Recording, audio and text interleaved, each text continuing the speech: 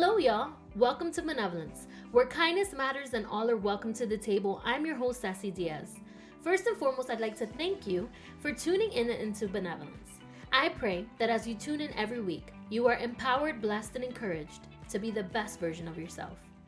You are listening to episode 8, The Toughest Hood Motherhood, what they don't tell you about motherhood. On this episode of Benevolence, you are in for a treat because not only do I have a special guest, but I have 3 special guests who are joining me at the table today. Crazy thing is that I grew up with them and I've known them more than 10 years, like over 10 years. And it's such an honor to have them here to talk about something that we all have in common. So without further ado, I have Pamela Bultron, Alexandra Rivera, and Valerie Perez joining me at the table today. Hey, girls. Hi. Thank you. First off, it's such a pleasure to have you guys all here. Let me tell you how this happened. So a few months ago, Pamela and we had a conversation with another friend. And we were just talking about our experiences in general as a mother. And we always have good conversations. We're always talking. We're always comparing, not in a bad way, in a good way. Well, this happened to me. Well, that happened to me. And then it just gets really deep every time. Mm-hmm. So we're like, man, this will be a great, conversation to carry on to Benevolence. We've talked about motherhood before in prior seasons, but nothing like what we're going to talk about today. So and then we were just brainstorming, we don't want to do like just a solo episode. We kind of want to include other people. So we thought about you, Valerie, and then we thought about you, Alexandra, and we're like, this is perfect. We're going to have such a great time. So thank you guys again for joining me at the table today. The topic today is going to be rather intense, only because we all have something in common, and we're all mothers, and we're all mothers to girls, which is amazing. So before we begin, because I just want to get started already, go ahead and tell our listeners a little bit about yourself. So whoever wants to start. Okay, so my name is Alex. I am 27 years old. I am a mother to a baby girl, and her name is Aliyah, and I am also a school teacher. This is actually my first year, so interesting stuff happening. That's awesome. Thank you. My name is Valerie. I am also 27 years old, and I also am a mom to a beautiful girl, and I currently work for Orange County Public Schools. Nice. I didn't know that. Yeah. Oh, girl, we have to talk. Okay. We'll move on. That's another podcast. Go ahead, Pam. Hi, guys. My name is Pamela. I'm 26 years old. My baby girl name is Mia. She just turned 1, November 25th. And I'm the sister-in-law of Alexandra. Nice. Right, I forgot to say that. It's okay. We should say the ages of the baby so they have an idea, Yes. like where we are. Yeah, she just turned 1. Mia turned 1 on the 25th of November. Esme's gonna be 1 next week. Oh my God. And then Aliyah will be 1. Like in 3 weeks. No. Do you even know? No, in January 13th. Not 3 weeks. Oh, yeah. Couple weeks. Couple weeks? When's her birthday? January 13th. Oh, okay. Yeah, It's right there. Yeah. Okay, and my daughter's Victoria, and she's 4 years old. She's gonna be 5 in January 31st. So we all have girls, and yeah, y'all did. Y'all did. So on this episode, we're going to talk about our experiences with motherhood. All 4 of us have one thing in common. We're all mothers. But honestly, that's mostly what we all have in common because we all have different experiences. We have different paths, especially different children. None of our children are the same. They're all unique in their own ways. So, I'm just excited to get down to this conversation because to learn about your experiences, to learn about, so you can hear my experience.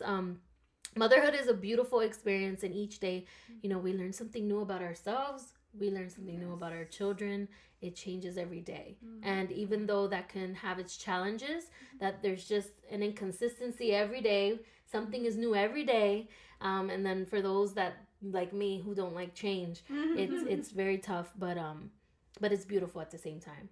And then one thing, like for our conversation today, like no judgment zone. You know what I mean? Like we I know we don't judge, but for those listeners who have, their own philosophy of parenting, their own way of thinking, their morals, their values, like, this is a no judgment zone. That's why they're invited to my table so that we can discuss, our experiences. And everybody has a different experience. Everybody has a different parenting style, and that's what makes each and every one of us unique. So I'm just excited. So basically, like I said before, the title of our episode is The Toughest Hood Motherhood. And then what they don't tell you. So our first what they don't tell you. What they don't tell you about pregnancy and childbirth. So let's talk about pregnancy. So I don't know who wants to start. So if you just tell us your pregnancy experience. About pregnancy. Pretty good pregnancy though. Huh? You had a pretty good pregnancy. Yes. So the thing is, like with me, like we've said and we established, we all are different. And I guess I took over, like from my mom's side, like she had good pregnancies. She just, didn't have any morning sickness, any, I don't know what else you guys did. You didn't got no No. So I guess I had a good pregnancy. So just at the end, obviously, because you grow so much, yes, you do get pains and you're not able to sleep well and whatnot. But I guess my pregnancy was good. So yeah, I'm sorry, but okay. I promise after that it's not good. So it's okay. So yeah. Next. Well, I'm happy for you. That wasn't me. I was sick the whole time, except for maybe 1 month. In the beginning, I was sick and I didn't even know I was pregnant. I just thought I was sick. Oh my God. And then I found out 8 weeks later that I was Oh pregnant. my God. Yeah, I found out really late. So yeah, and I was just constantly sick. Found energy to do a lot of things, but rest. Yeah. I didn't feel a lot of the pain, but I did not sleep. Mostly because you go to the bathroom a lot. Yes. All the time. That you wish you could just cut it off. It's true. But yeah, it was good. I found out very quick. I was sick for the first 4 months.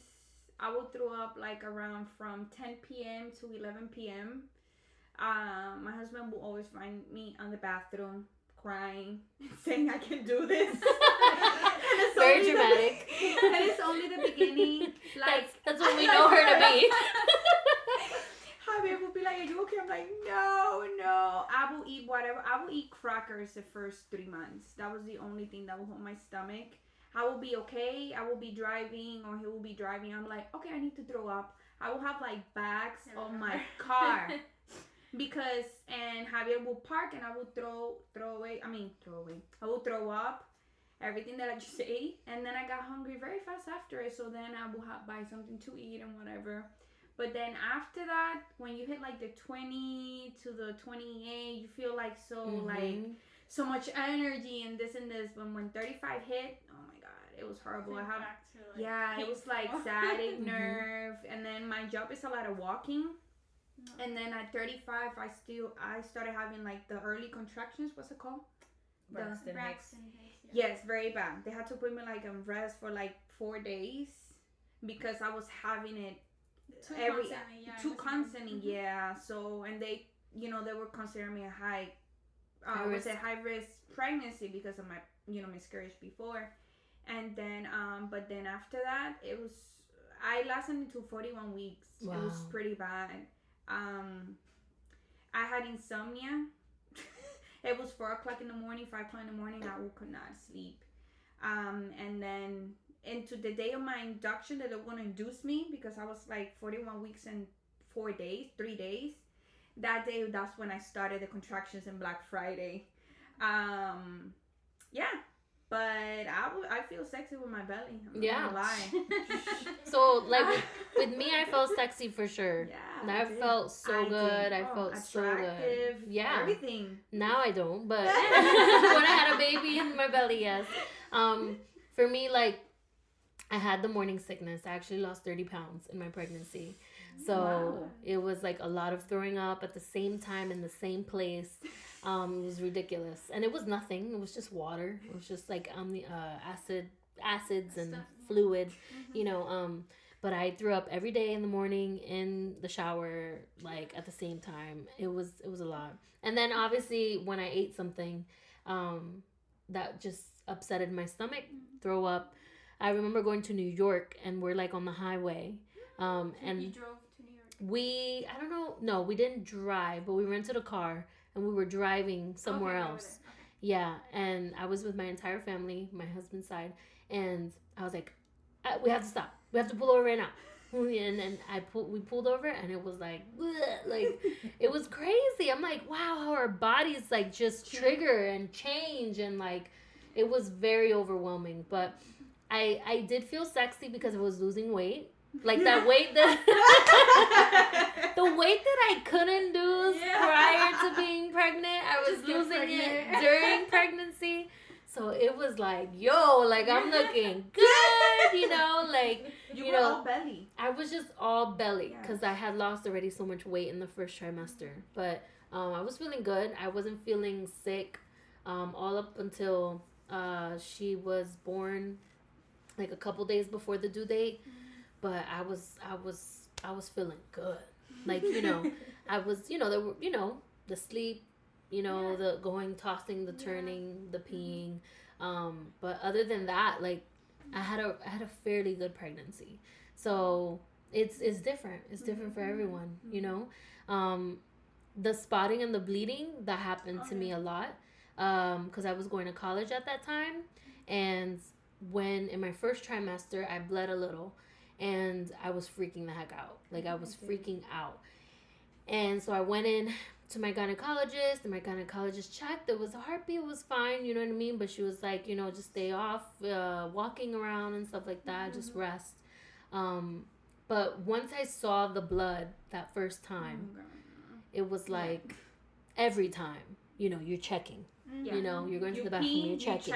You know, because the worry begins. It literally began from that point on when I started to feel, you know, I just started to feel this pressure, you know, and then running to the bathroom when, mothers do leak sometimes.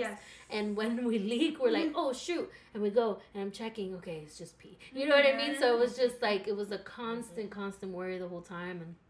And it did happen again the second trimester.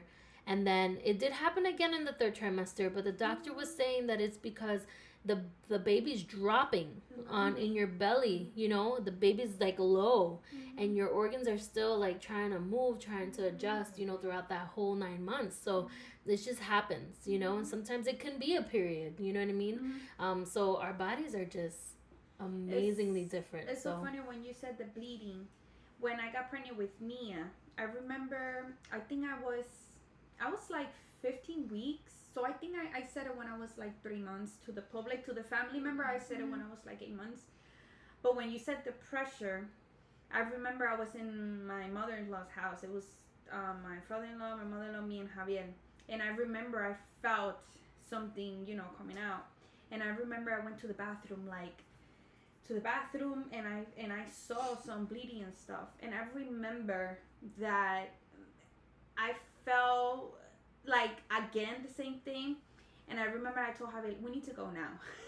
Because I didn't want to do it in front of my, you know, my family or whatever. And I remember we sit in the car, and he's like, what's going on? I couldn't say anything. I was just crying.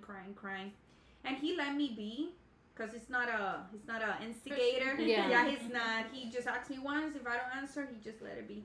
And I remember I went to the bathroom and I took a shower and I laid to go to sleep, and I cried all night because I was so worried. And then I remember he went in and he's like, Pamela, you okay? I'm like, I will talk to you tomorrow.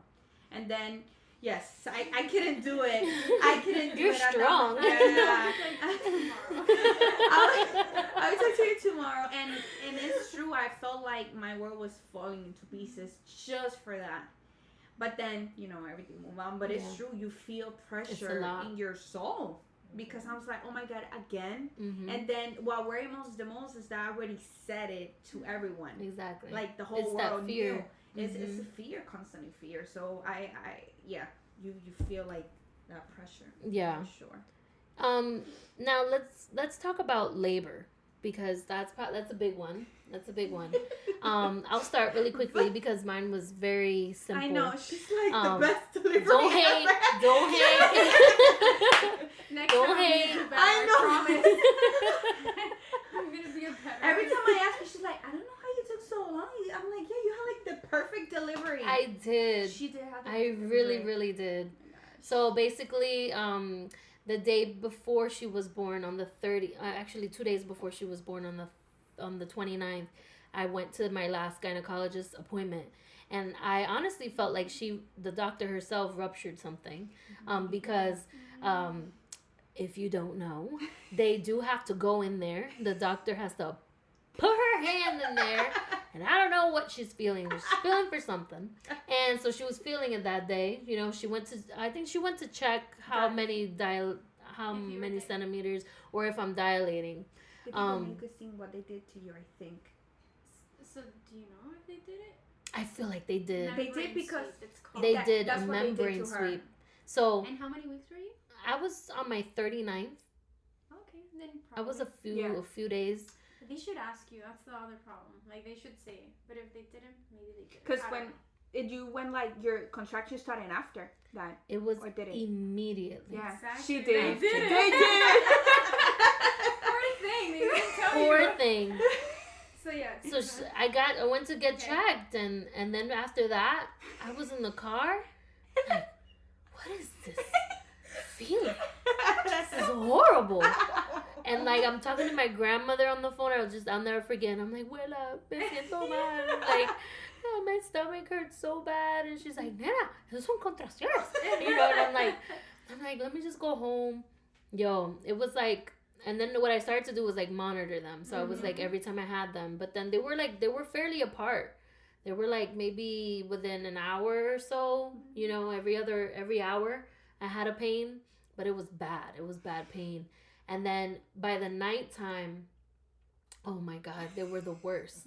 And then I'm like, no, I'm going to sleep it off. Because if I go right now to the hospital, they're just going to send me back.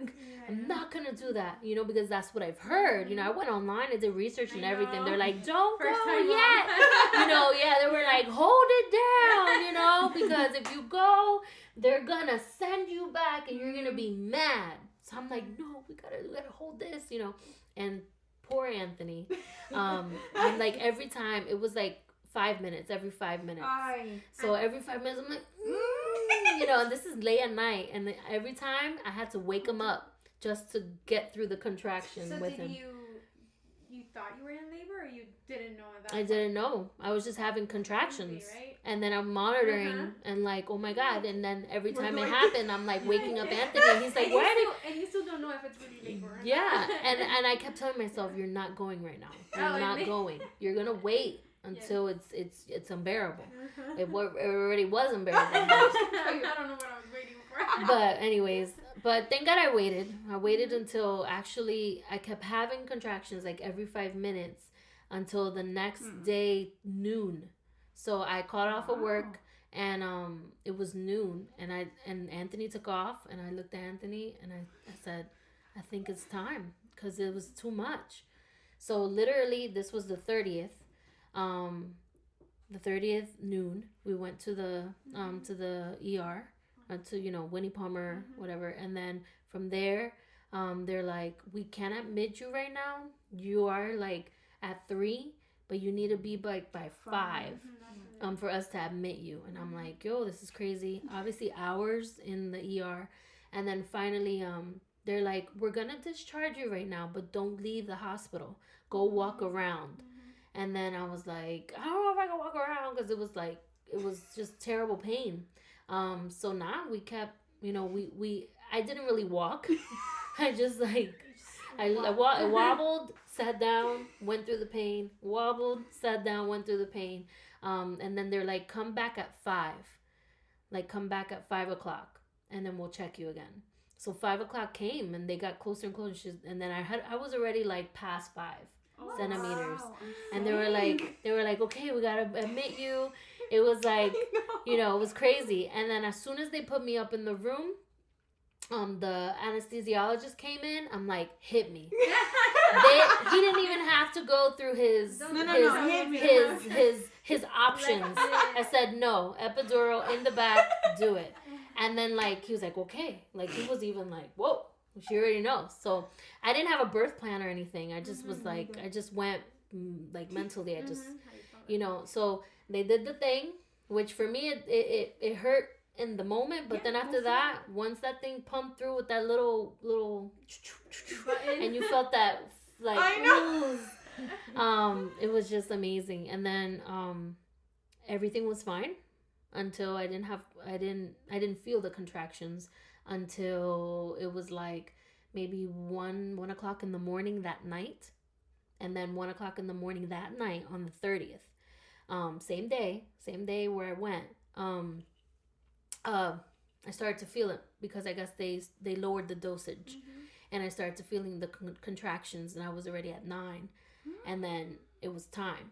So all of a sudden I'm feeling a big fart coming, and I literally like I had to fart, like I was like, oh my god, I'm gonna do kaki.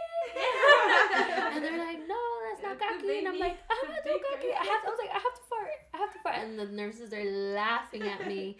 And I'm like, I have to fart, somebody's coming. And they're like, no, like those are contractions, I was like, oh my god, I have to. I was like, and then it was time. Like it was time. My water didn't break. They broke it for me. Even at 9 centimeters, you were? Even at maybe when I was sleeping they did. Oh, no, I was awake, but it was like in between. Maybe when I was asleep, maybe. But I was so like drugged up. I was so drugged. I was like, oh my gosh. I was like chilling for hours, and then they did come in. They went in there, and with a snap of a finger, the midwife went, and it was. Anthony was like overwhelmed. He was like, "What the hell am I seeing right now?" And then not from there, you had her. They were like, "It's time." They prepped. I pushed. I think I pushed maybe 3 or 4 times, and that child was out. And she was born at 2:10 on January 31st. 2:10 in the morning. Yeah. And it was good. So it all happened within 24 hours. Yeah. Like it was done. So yeah, you had pretty good. I had a pretty good freaking labor. You Sorry. Oh my god. So whoever's next, go and share your experiences. Go, Valerie. I guess I'll go. Well, we got good pregnancy, good labor, and then there's us. Me and Pamela. Labor was awful. Oh my god. I did get induced at 38 weeks because I went to my doctor's office for a checkup, and my blood pressure was 140 over 90 exactly. And she's like, I can't take the risk. Go to the hospital. So then I called Carlos. I was like, all right, we gotta go to the hospital. And then I was like, my bags are packed. Yeah. And I was like, I'm just gonna take a shower. So I went home, I took a shower, and then I got the bags in the car, and then we left. I went to the hospital. They did the blood pressure again, and then it was fine. But they also did blood work, and then there was a little bit too much protein in the urine. So they're like, yeah. So the doctor was like, you can either go home and then get whatever you need and come back. And then I was like, well, I have everything. And she's like, then you should stay. Wow. So that was Wednesday about 3 o'clock. I finally got into a room almost about 5 o'clock because they said literally it was like they said it felt like summer because I guess a lot of babies are born in the summer. Oh, okay. So everything was like super packed. So I had to wait down in triage. So they finally got me up, induced me at 6 o'clock, and the nurse was awful. The nurse was awful because they gotta put like a pill up there, and she had nails and everything. Ooh. And it was very uncomfortable. And this was to help you dilate. Yeah, they wanted me to dilate. So they checked me, and every time they checked me, I was like, just don't check me, please. It hurts. They looked, because I think it's like every few hours they check. Yeah. So they checked, and they're like, okay, well, it looks like you're 1 centimeter. Oh my God. And I was like, okay. It was like 1 or 2. And then they were like, we got to try it again. So then they did the pill again. That was at 6 p.m. So that was at 6 in the morning because I think it's a certain amount of time. So then they put the pill up there, and I was like, okay. My husband was like, my parents were there. My husband's parents were there. And then it was me and my husband. And then my parents were up with me all night. And then my in-laws were in the little area where they can wait. And then my husband's in the back sleeping, like knocked out. Yeah. Like my parents, he woke up and my parents were like, she had the baby. No way. And he was like, what? And then I was like, no, I'm still here. Oh. I was like, no, I'm still here. You got me, because I was like, no. And then there was like a shift change. So then that nurse came to check, and she's like, well, you're only 2. She's like, so there's only one of 2 things, but we have to call the doctor first. Yeah. They were like, we can continue doing the pill, or there's like a balloon method. Oh yeah, I don't know what that was like about. That was like almost at 11 or noon. They're like, yeah, there's like this balloon method, and I was like, what do you mean? They're like, a balloon goes up there, and I was like, nobody's putting anything up there. No. And then I was like, that's when I started like getting a lot of anxiety. And I went to the bathroom just to use it. And then all of a sudden there's like stuff everywhere, like water everywhere. And I'm just crying hysterically. And my husband's like, are you okay? And I was like, I think I peed myself. I don't even know what's going on. And he's like, what do you mean? And then my mom has both of her kids. I have me and my brother. We were both C-sections. So my mom doesn't know anything about this. So then my mother-in-law comes. She's like, your water broke. And then I was like, thank God. Because I don't want nothing going up there. So then literally my water broke, and it was pain. Like it was awful. Like it was instantly like I was like I couldn't breathe, and it took that happened at noon, and I didn't get down to the labor delivery till 3 o'clock. No way. And when I went down at 3 o'clock, I was just like 3 centimeters. Oh my God. Oh my God. Okay, you're definitely worse than I me went for in, sure. And Yeah. I went in, and I was like, give me. They gave me a bunch of like Great pills pills and stuff, and I was like, I'll take whatever. Give it to me. Give it all to me. And I remember them rolling me down, and I'm just like crying. I'm like, this hurts. This is the worst. And then they get me down there, and then I was like, yep, come on, stick the epidural. Well, when they put the epidural, it only worked on half of my body. I'm done. No way. Yes, half of my body. She won. Definitely, yes. I was like, oh my gosh. And then all of a sudden I get a contraction all to one side of my body. Wow. And I started saying a lot of bad words. And I was like, get this lady up back in here, and she needs to fix this. And I was literally like super upset. And then I think my parents had left, so it was just me and my husband at that moment. And I'm just like going off on the people because I was so upset, and it was awful. Mm-hmm. And then they walk in, and I'm like, and they looked at me like, and I was like, you come fix me. Like, come fix me because this hurts. Oh my goodness. So then they had to put it again. So they had to like reverse or do whatever. Yeah. And then I guess when they put the second one, then it was good. But then when it came time to push, I couldn't feel anything from my waist down. Mm-hmm. So that was probably about 6 o'clock, 7 o'clock. And they were like, they put me on the Piocetin to try to get me to get working. And I was there, just, half asleep on the chair. And then, I had family, because they let family come in until you start pushing. So people came in, said hi, blah, blah, blah, and then left. And then it was my mom, me, my husband, and my mother-in-law. And then everybody had just left. It was like 3 a.m. Oh my God.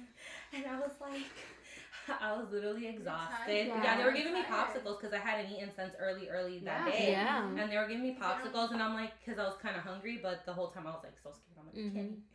So I was eating popsicles, and then they came, and they're like, all right, well, I think I was like at 7 or 8. I was like 8 or something, 7 or 8. And they're like, okay, we're going to be back.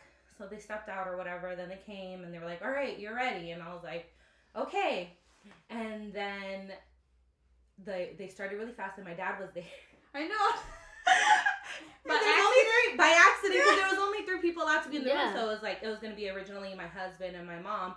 But, my mother-in-law was very supportive. So we're like, yeah, you can come and stay. Well, good thing she did. Yeah. Then my dad was back there in the corner. He couldn't escape in the corner. Oh my God. So then I started pushing. And then, I had a really good nurse. But then I guess it was an emergency next door. So the really good nurse had to leave. Oh. And then I got, this other nurse. And then she just kept putting worry into me because she's like, if you push before the contraction or something, you're gonna tear. And I was like, oh my gosh, I don't know. I don't know what to feel. I was having so much anxiety. So then it was time to push. And then she's like, okay. And I was like, when do I push? Because I was really drugged up. So sometimes I would feel it. And sometimes I wouldn't. They were like, you're having a contraction. And I'm like, am I? I don't know. And I was just looking left and right. And then they were like, okay, it's time to push. And I couldn't push. I tried. I couldn't feel anything. So my mom was my support. My husband held one leg. My mother-in-law held my other leg, helping me push because I couldn't. I didn't have anything. Yeah. I was just I don't know. You were just originally I wanted the C-section because I was terrified of giving birth. I was terrified. Okay. So then I was like, I don't know. Just get it out. Just get her out. Get it out. And I kept pushing, and then the good nurse came back after I was pushing for, I felt like forever with this lady. And then this other nurse came, and she's like, push. And then I pushed, and then I felt just a pressure down there, and it hurt. It's all epidural just was gone. Yeah. And then I pushed, and then I guess her head came out. And then I stopped pushing, and the doctor's like, no, you need to keep going. And my husband's like, push. And then when I pushed, then she was there. And then everybody's like, oh my gosh, she's so beautiful. And I was just like, I need a vacation. And they gave me my daughter, and I was like, I was happy, but then I was just like, never again. I literally out loud, the doctor just looked at me. I was like, never again. I'm done. The pain stopped. Yeah, the pain stopped. Yeah, but then I just felt you're tired. Yeah, I was super tired. So they, she was born at 4 a.m. Okay. So from Wednesday at 6 o'clock to, I felt like an eternity with some pills that weren't working. And then she was born, and they took care of her, and then I did rest, probably for 3 hours, and then I woke up and I was like, where am I? What's going on? I was so I don't even remember. When she was born at 4, and I think I woke up at 7. And I'm like, what happened? Between 4 and 7, I don't remember anybody coming in. I don't, my daughter was sleeping. I don't remember anything. You're just exhausted. Yeah. And then I had to stay in labor and delivery because it was the middle of the night. And they're like, we have to wait till the morning till people check out to get you out. So that's where I was at. Yeah, good time. Wow. Oh, yeah, definitely you win. I know, that took forever. Yeah, you won. No, you're fine. No, yeah, your turn. Well, let's go this way and then that way. Okay. So me, Thanksgiving Day, I went to the hospital to Benevolence because they had to do an echo because after 39 weeks, they have to do an echo because remember, it's past due and blah, blah, make sure. So I remember I had to go super early.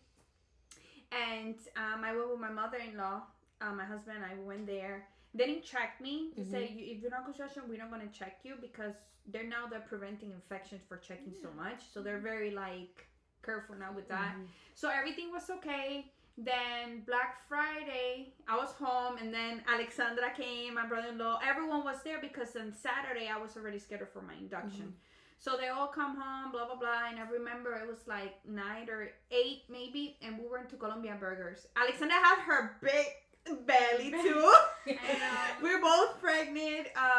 And then we went to Colombian Burgers, and I remember I was sitting there, and I just felt like a contraction. And I told Alexandra, okay, this thing is different. And it went away. And then I felt like leaking. And I all went couldn't to the stand up. bathroom. When you're ready. Waiting Yes, outside. literally. I'm like, okay, I need to pee because I'm just leaking. And I was leaking. I think my water didn't break completely, but I was leaking. And I remember I walked into the bathroom and I came barely walk and I had another contraction. And I'm like, oh my God, let's go home. So I went home with all the guys stood there, and it was my sister Gabriela. She stood there because she wanted with me for the next day. And then I remember around 10, I had my second contraction, and then the next hour another one. Then 30 minutes, 45 minutes, 30 minutes, into every 3 minutes I was having a contraction. I remember every time I have one, I would like grip whatever and I would squeeze and I would like, oh my God, what is this? Oh no. And that's what I did. I wanted to wait, but I couldn't hold the pain. I'm not made for this. So what I did was I wake up like I went into 5 o'clock. And I remember I told my husband, I had to take a shower before I even go to the hospital. I can't do this. I need to be ready. I have to make sure I shave everything.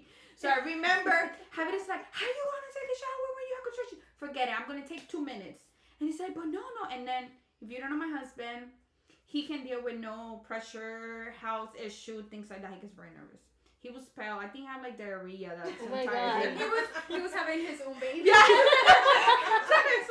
So I remember I was in the bathroom. He's like, come with me. If anything happened, you're there. And he was just literally staring at me. He was under the water, just looking at me. And I have like 2 contractions there. And I'm like, okay, went away. And I finished showering. I already had my book bag and everything on the car. And I remember my sister was sleeping on the couch. And I'm like, Gabriela, I think it's time to go. She's like, what? And she was already have her outfit ready the day before. And I went there, and it happened the same thing. In November, it was so packed that they kept me in triage for like 7 hours. Wow. Because it was full. Because remember, those are like Valentine's baby, because everyone got pregnant in February, and then they're due in November. Yeah. And I was so much in pain. I peed myself. I peed on the floor. I almost pooped myself. I called the nurse. I said, I need to go. And she's like, no, ma'am. I'm like, I need to go. If not, I'm going to do it here. So they have to give me like a toilet, and when I sit down, because they put an IV and that's fluid. And then she's like, do you want some pain meds? I'm like, yes, now.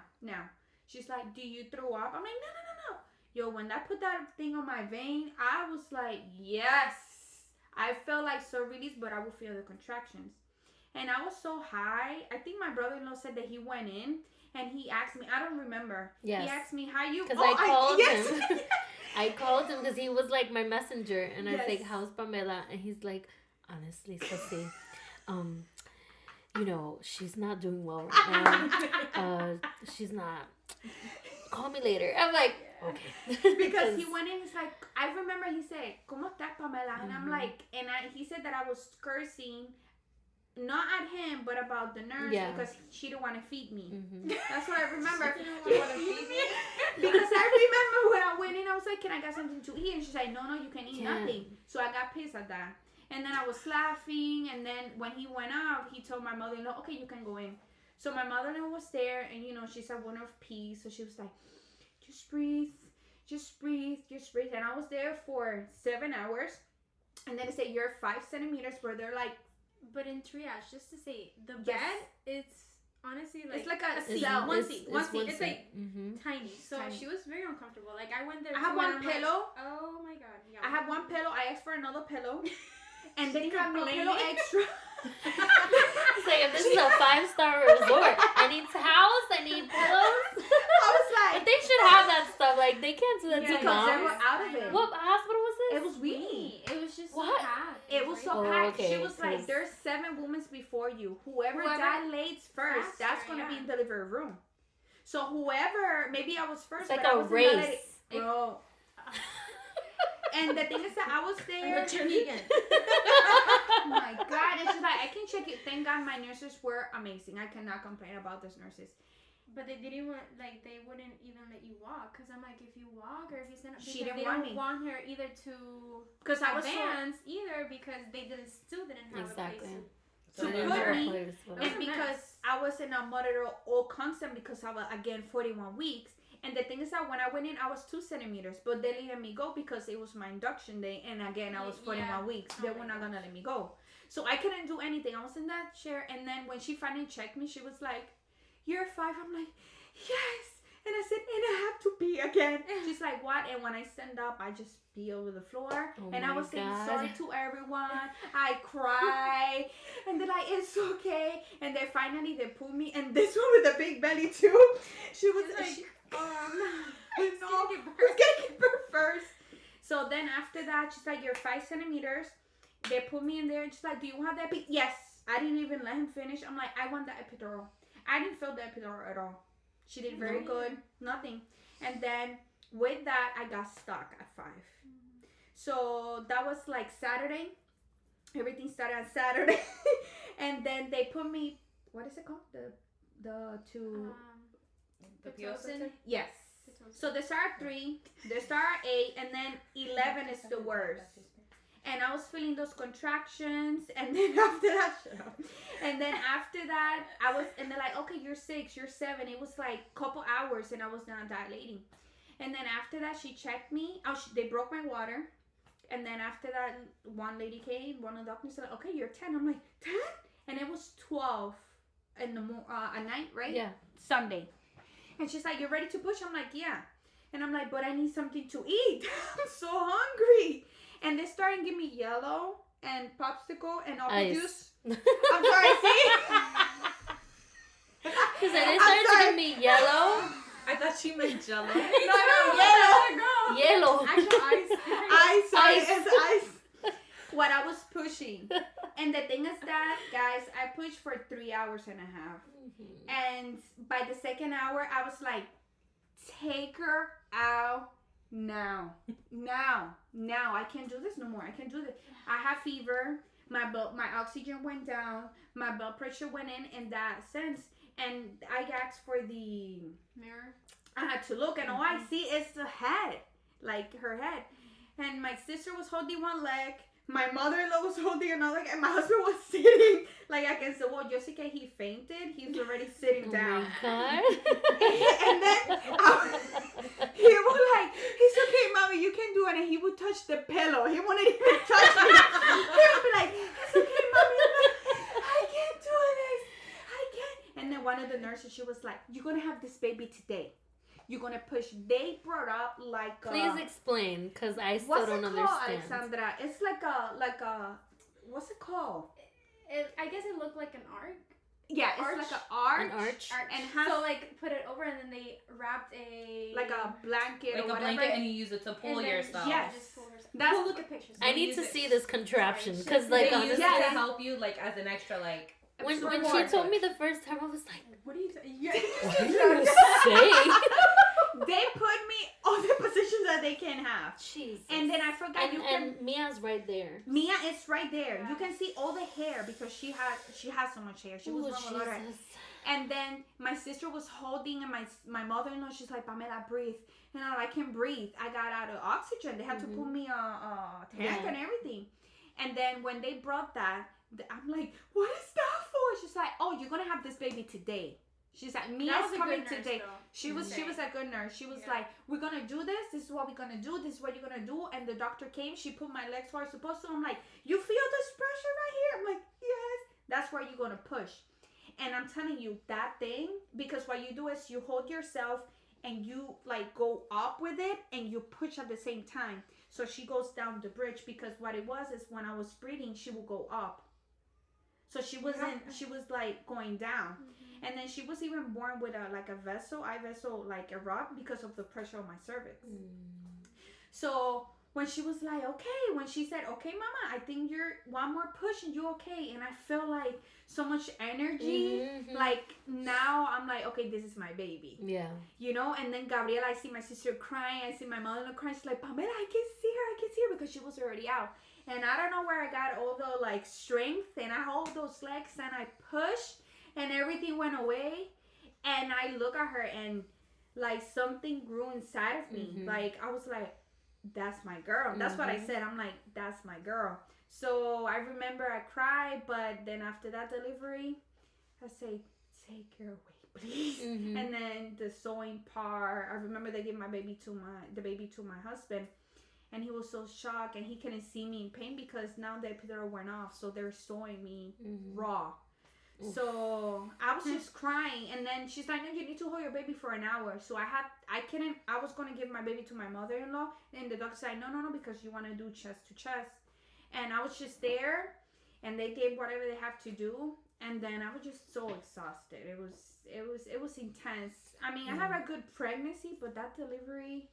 I remember you were very hincha, like bloated, like because so many medications that I have. They put me 3 pain It was meds. crazy. My legs were like this, and then we're gonna talk about breastfeeding, so I'm not gonna jump to that part. But that was my delivery. Okay, well, I'm sorry. And then poor Alexandra, she was 8 months, and she would go every day. She would leave late with like her big belly. I'm like, you can't be driving that. Like, I remember at 2 a.m.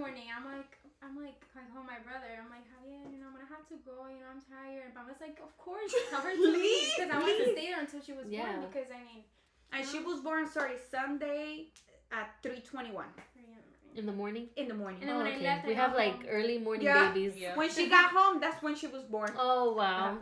With my sister-in-law. So with me, like my labor, so at 35 weeks, just to give you like a background, like 35 weeks, I went to the doctor as normal checkup, and you were dilated, right? Yes. She was dilated. At 35? 35. I was dilating at 35 weeks. I think it was 1 centimeter, and then I was, for you guys to understand, I was 80% in phase. So, she told me, I just, I felt the baby's head. And that was the first time when I actually realized that I was pregnant. Honestly, like, because I had such a good pregnancy. I guess when she told me that, I freaked out, and I'm like, I started to like tear up. No, like I felt like I was about to faint because she's telling me all this. Oh, I feel the baby. You're dilating. Whatnot, blah blah. And I'm like, what in the world? And in my head, I'm like, hopefully they just put me to sleep. Take the baby out. And I was freaking out now, and I was by myself. So either way, that was the first time that I realized, and this is real. it made like it was real. So after that, like every checkup, you're dilating, blah blah blah, and she's like, you're not gonna go overdue, because I guess everything seems good, and I'm like, oh, look at that, yay, and of course, I did go overdue. I guess that's the first time mom. That's what they say. More like that. Not so perfect like says. Yeah, no, like no, which is okay because everyone's different. So after, of course, my due date, I worked my entire pregnancy until my due date, and then they decided that they were going to induce me on a Monday, and I was due that previous Thursday. You were 40 weeks. I was 40 weeks. Yeah. So my due date passed, and in that weekend, I'm like, I'm gonna make this work.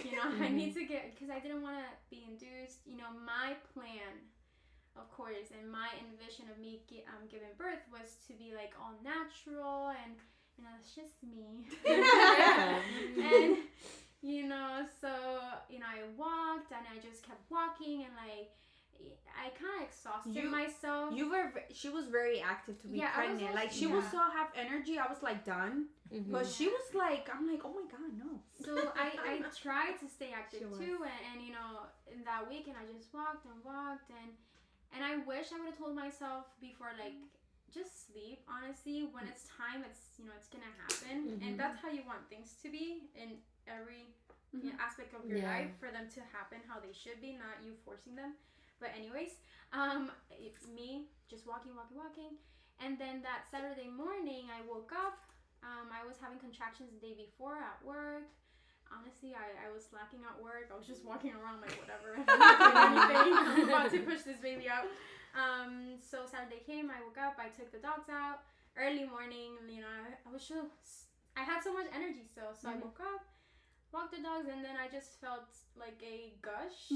And I'm like, okay, let's just keep walking. Let's just, I don't know. I just went inside and my house, and I let the dogs in, whatever. And I'm like, okay, if it happens again, then, you know, it's definitely my water. And I told my husband, and my husband is so already, not annoyed, but he was just over me saying, I think I'm going to give birth now. I was always having these contractions and whatnot, and I always thought I was going to have the baby early. And I'm like, no, I promise, like, this is not right. And then I felt the gush again, like at 12 in the afternoon, and I'm like, you know what, let's just go, because I really don't want to work on Monday. Yeah.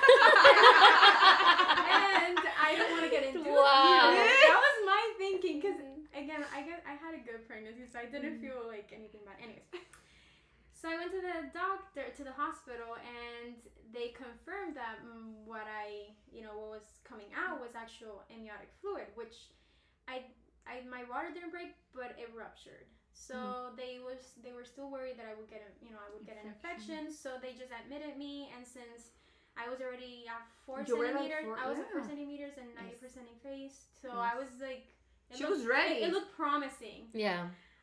But my contractions weren't good, so they were.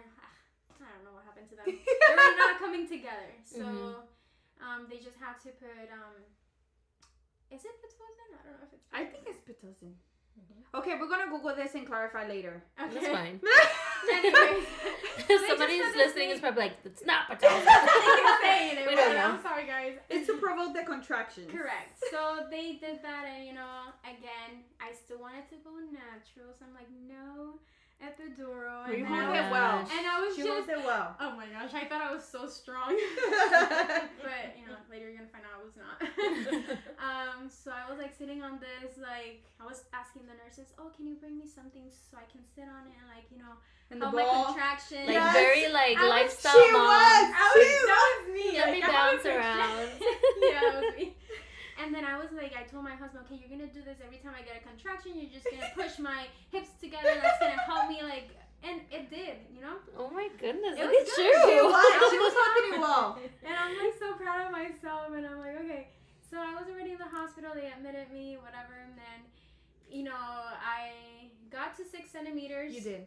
Pretty fast, I would say. And then once they checked me, again, because I already kind of ruptured the baby sac, then they didn't want to risk an infection. So they checked me. When they saw I was 6 centimeters, they're like, we need to hurry up. Time is going. Time is running. And, if we keep waiting, you could have an infection. It could, harm the baby. And I'm like, oh my gosh. And they're putting so much pressure on me. And I'm like, okay, fine. And then they rupture finally the entire water. And I felt like Valerie said, I couldn't breathe. I couldn't, and I was still getting the Pitocin in me. So I was still having kind of this artificial and top contractions. And then my body started working. Now it wants to work. And then I have my own, contractions in my own body. And then the medicine. And I couldn't. And I'm like, what in the world is going on? I was just fine a couple of minutes ago. And that's when I'm like, you know what? And then they were like, you could have a walking epidural where you can still feel and you can still walk. Yeah. And I'm like, still thinking I want to go more natural. But they were like, if you do that and you actually want the full-on one, then it's, just get the full-on. I'm like, you know what? Just do it. And once I did that, kind of the process stalled a little bit and it kind of made things go slower. So that was at 6 in the afternoon. I was at 6 centimeters, and then it wasn't until Sunday at 9 in the morning that my baby was actually born. So anyways, I'm so upset about it, but I mean, everything, it had a purpose, and I'm so thankful to God because, God still protected us and, everything was healthy and good. So yeah, the pushing part, it was also crazy. It was painful. Hour and a half or 2 almost. It was a little bit less, but just for the ladies that are pregnant right now, you just gotta learn how to push. If you were actually pooping your pregnancy, that's what you're. That's what you feel. And I don't know. Yeah. I just don't know how to push my poop because I didn't know how to push the baby. But yeah, so thankfully, everything went well. But it's still painful. To me, it was like a blur. Right now, I cannot give a lot of details because even to this day, I don't remember a lot of things. To be honest, I kind of got a little bit traumatized because I did. And it's sad because you want it to be this good thing, and even myself, I picture it for it to be this awesome thing, you know, an awesome experience, which it was, because it's amazing how a baby is born, but it was just a blur for me. And I didn't feel connected to my baby. Like, you know, I knew I had her, I knew she was with me, and I loved her because she's my daughter, but I just felt out of it. And even when I went home, I just felt out of it. I'm like, what's going on? Where am I? Like, I need to sleep. I was also sleep deprived, and even to this day, it's crazy. I don't know how I'm functioning, but I'm just. But really, it does. You know, I'm not kidding when I say, and they're not kidding when they say that you're not gonna get sleep, and you're not. And for me, it kind of became so real when that process of labor, and it affects you, you know, mentally it does affect you, emotionally it does affect you. As crazy as it sounds, not sleeping, yes it does. It makes you this other person that you're not. You know? So that was a hard transition after, you know, labor and going into this new life, motherhood. And when I went back to work, because I do want to add this, there's a doctor worked at my school. And, you know, she's also a pastor, and she told me, she just started to speak to me. She's like, how is it? You know, wasn't it crazy? Like, she wouldn't even let me talk. She was like, wasn't it crazy? Like, they gave you this baby, and you know you love her because it's your daughter, but it's a love that slowly started to grow. Yes. And it's true. And I didn't, and I thought, and I believed, you know, and I can understand how people do have that experience where they see them, and it's this love automatic. For me, it wasn't. And like I said, I didn't know she was mine. She came from me, but it took me some time because of my own, like, barriers that I had, and my own, like, thing that I was, you know, going through, you know. Yeah, like a black cloud, right? Oh my gosh, it's so crazy. And I think I left that cloud. Like I said, I'm still a little bit in it, but like maybe at 2 months after giving birth, or 3 months after giving birth, where I'm like, okay, I can't breathe. Like, I'm here, I have a baby, and you know, I accepted everything, which is so weird because I always wanted to be a mother, and I always wanted to experience that. But yes, definitely something that they don't tell you. Yeah. Definitely, they don't tell you, and it's okay that you know, if you do have your baby and you don't want to admit to it that you don't feel that love instantly, that's fine. It's okay, because it will just grow. Yeah, it will grow, and it keeps growing every single day. And right now, I cannot imagine my life without my baby. You know? So yes, that's good. Thank you, girls, for sharing. Well, there you have it. You have just tuned into the 2-part series of this episode, The Toughest Hood Motherhood, What They Don't Tell You.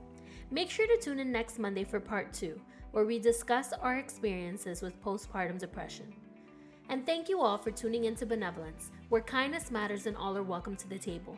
Make sure to follow me on Instagram at Benevolence Podcast or at I am Ceci Diaz to know a little bit more about me and Benevolence.